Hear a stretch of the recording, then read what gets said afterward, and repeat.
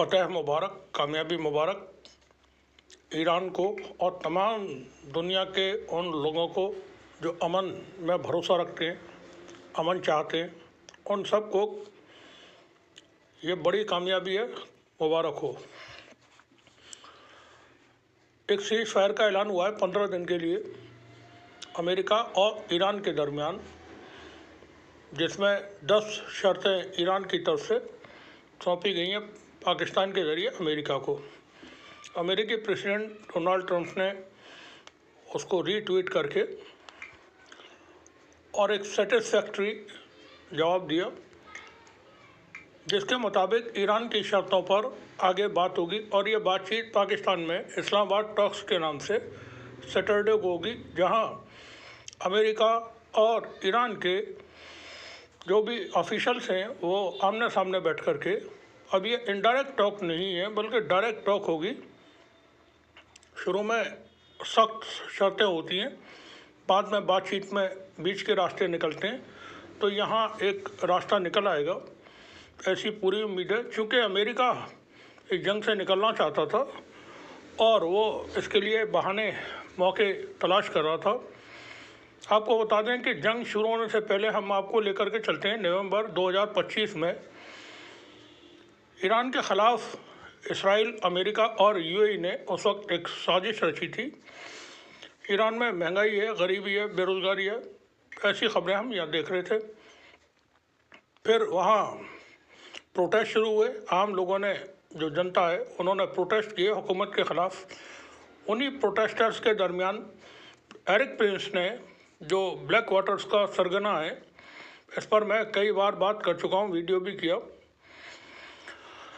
वो Bahrain Abu Dhabi में रहता है।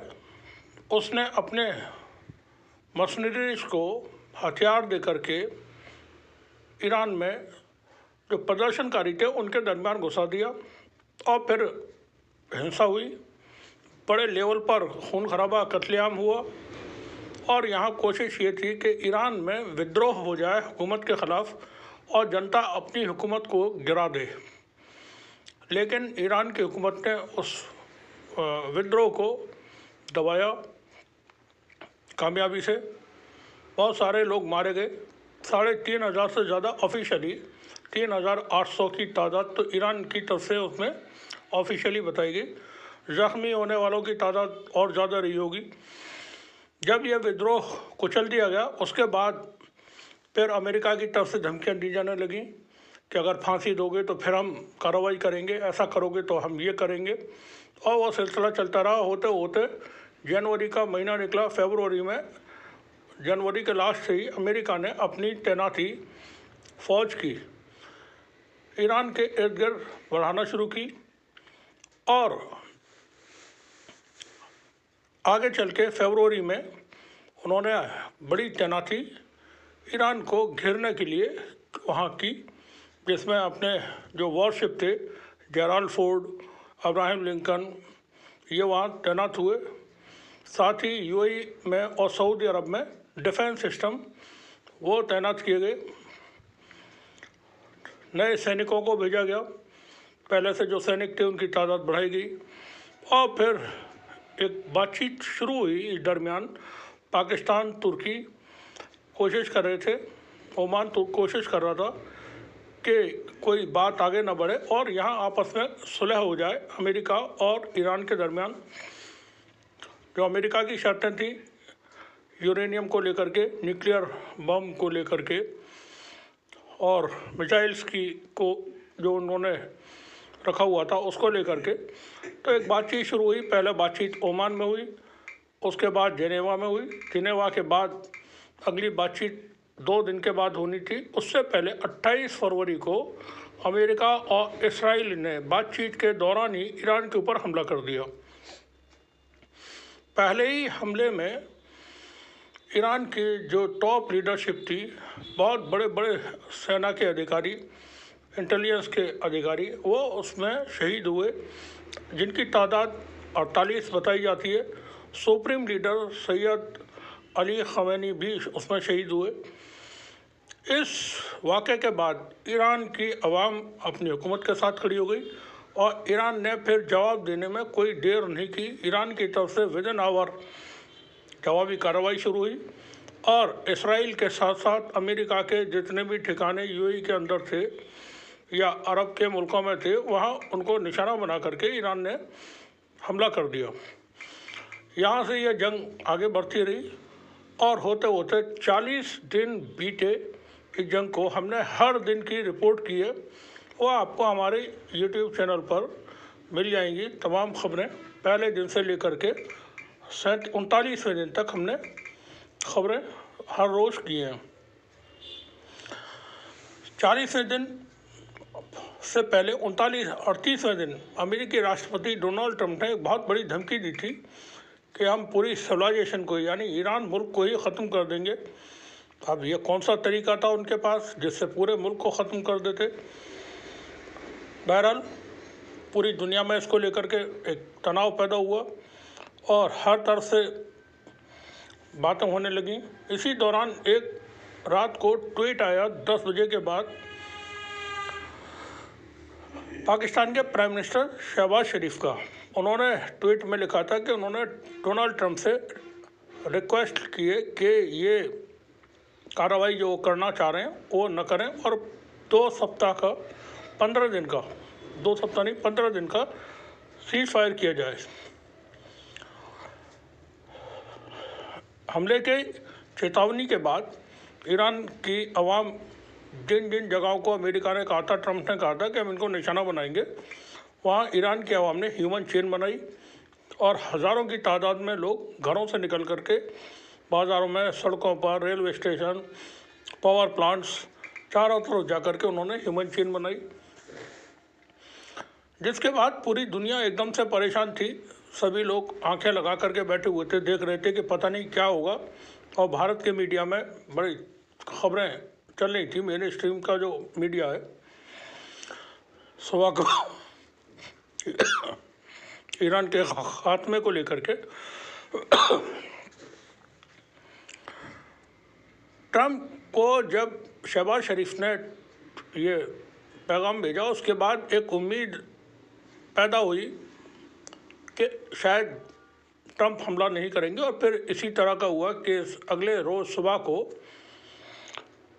ट्रंप की तरफ से बताया गया कि वो 15 दिन के लिए सीज फायर कर रहे हैं और वो सीज फायर फिर हुआ। शर्तें यहाँ शहबाज शरीफ ने बताई कि पूरा जहाँ जहाँ जंग हो रही है, इराक हो, लेबनान हो या यूएई के अरब के मुल्क हैं, उनमें सब में जंगबंदी होगी।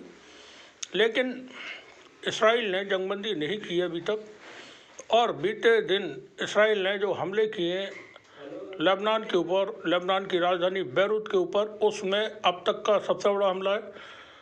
300 से ज़्यादा लोगों की मौतें हुई हैं, 500 से ज़्यादा लोगों के ज़ख्मी होने की खबरें हैं।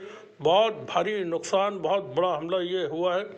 जिसके बाद 10 मिनट के अंदर 10 बजे इसराइल ने हमला किया लेबनान के ऊपर। 10:10 पर स्ट्रेट ऑफ हॉर्मुज़ को ईरान ने क्लोज कर दिया। अब वहाँ से कोई भी जहाज़ नहीं पास हो रहा है। हर तरह की जो भी ट्रेड है वो पूरी तरह ब्लॉक हो गया है। इसराइल के अंदर अमेरिका के जो फ्यूल टैंकर्स हैं, हवा से हवा में तेल भरने वाले जहाज़, उनकी वापसी होना शुरू हो गई है। यह खबर मीडिया में मौजूद है। वहाँ से उन्होंने अपने हवाई जहाज़ों को जो तेल भरते हैं हवा में, उन्हें वापस बुलाना शुरू कर दिया है। इसी तरह से यूएई और अरब के मुल्कों से भी कुछ जो अमेरिकी सेना है उसमें भी कमी की खबरें हैं कि वो वापस वहाँ से निकाले गए। इराक के अंदर जो सेना थी दूसरे देशों की, वो भी बाहर सब जा चुके हैं। फ्रांस है जिसमें इटली है, वो निकल चुके। इस दौरान जो सीज फायर हुआ है उसमें सऊदी अरब और चाइना, इन 2 मुल्कों का और बहुत अहम रोल है। आज डोनाल्ड ट्रंप ने इस बात को बताया कि चाइना के ने तेहरान को यानी ईरान को बातचीत के लिए तैयार किया, जिसके बाद ये सीज फायर पॉसिबल हो सका है।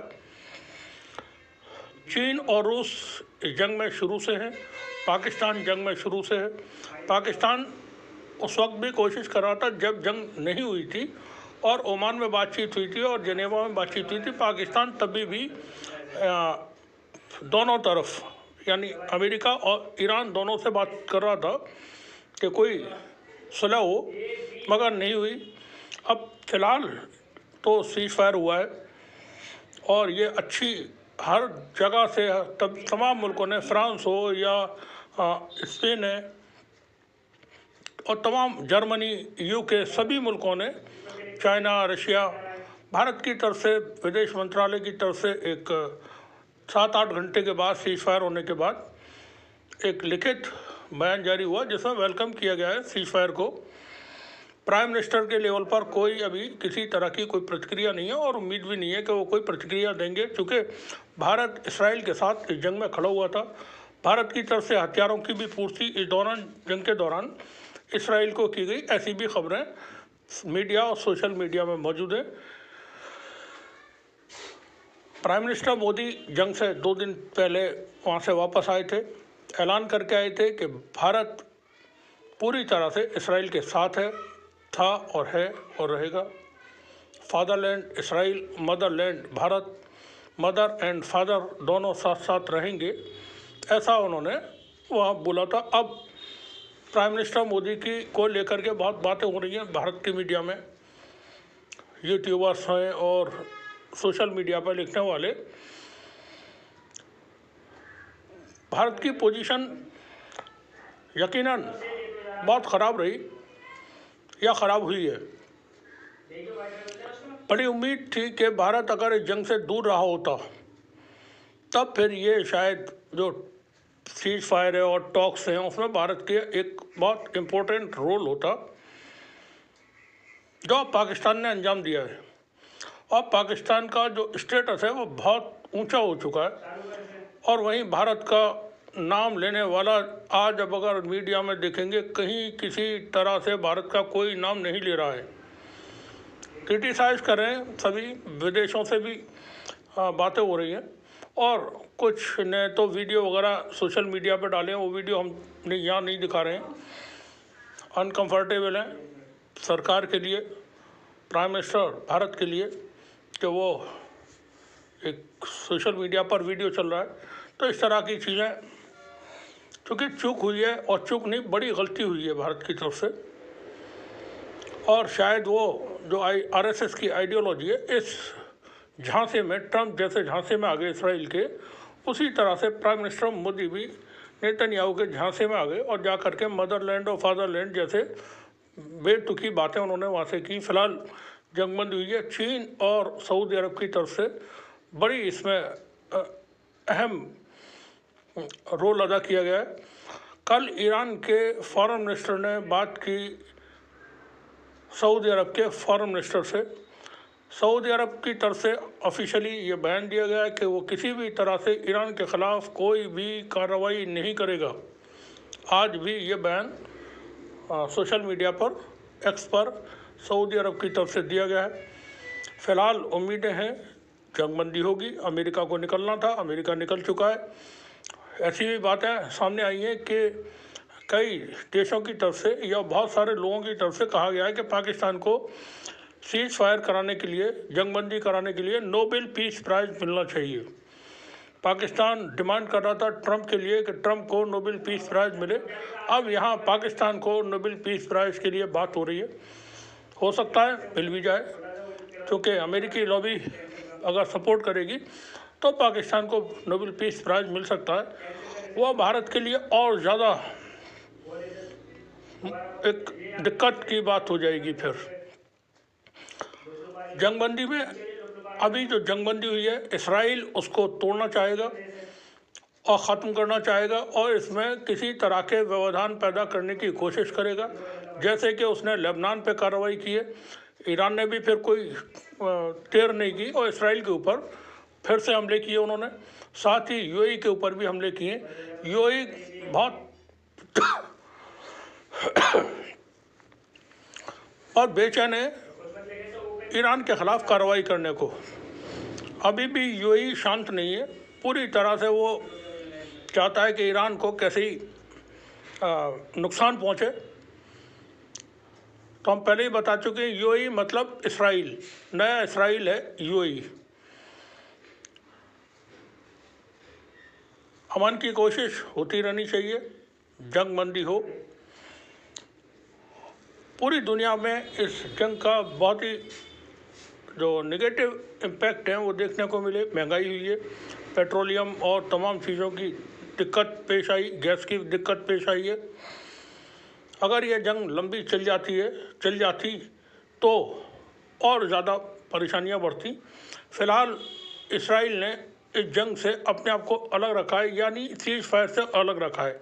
उसने कहा है लेबनान से कोई सीज फायर की बात नहीं है, जबकि इसराइल की तरफ से वेलकम भी किया गया है इसको, सीज फायर को लेकर के। नेतन्याहू ने ट्वीट करके वेलकम किया है। लेकिन लेबनान के ऊपर जो कार्रवाई हुई है वो ये जाहिर करती है कि इसराइल अभी अच्छी तरह से और कुटाई मांग रहा है। जब तक वो पूरी तरह से उसके जबड़े गाल वाल टूट टाट नहीं जाएंगे तब तक वो शांति से नहीं बैठेगा। आप सभी का बहुत बहुत शुक्रिया।